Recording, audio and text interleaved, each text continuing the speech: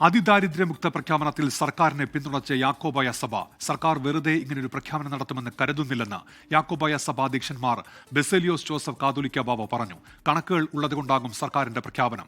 അതിദരിദ്രർ ഇല്ലാത്ത കേരളമെന്ന് കേൾക്കുന്നതിൽ സന്തോഷമുണ്ടെന്നും യാക്കോബായ സഭ അധ്യക്ഷൻ പ്രതികരിച്ചു.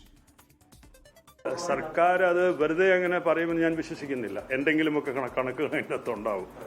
അങ്ങനെ ഉണ്ടെന്നുണ്ടെങ്കിൽ അതൊരു ഇന്ത്യയെ സംബന്ധിച്ച് അങ്ങനെ ഒരു സംസ്ഥാനം ആദ്യമായിട്ടായിരിക്കുമല്ലോ അല്ലേ, അതിദരിദ്രന്മാരില്ലാത്ത ഒരു സംസ്ഥാനം അങ്ങനെയാണ് അവകാശപ്പെടുന്നത്. അതെ, ഞാൻ അതിനെക്കുറിച്ച് കൂടുതൽ പഠിച്ചിട്ടില്ല. പക്ഷേ ഞാൻ കേട്ടതനുസരിച്ച് അതൊരു നല്ല ഒരു മാതൃകയായിട്ട് തോന്നുന്നു. പക്ഷേ അതിൽ സത്യമുണ്ടായിരിക്കണം. അത് ഒരു ഇൻഫ്ലേറ്റ് ചെയ്ത് പറഞ്ഞിട്ട് കാര്യമില്ല. ഇറ്റ് ഷുഡ് ബി ഒത്തൻറ്റിക് ആയിരിക്കണം. ഒത്തൻറ്റിക് അല്ലാതെ എങ്ങനെ ഒത്തൻറ്റിസിറ്റിയുള്ള ആളുകൾ മറിച്ച് സംസാരിക്കുമെന്ന് ഞാൻ വിശ്വസിക്കുന്നില്ല. അപ്പോൾ അവരൊക്കെ പറയണത് നമ്മൾ വിശ്വസിക്കാമെന്ന് മാത്രമേ ഉള്ളൂ. പക്ഷേ അതിൻ്റെ അകത്ത് മറിച്ചുള്ള ആരോപണങ്ങളുണ്ടെന്ന് ഞാൻ കേൾക്കുന്നുണ്ട്.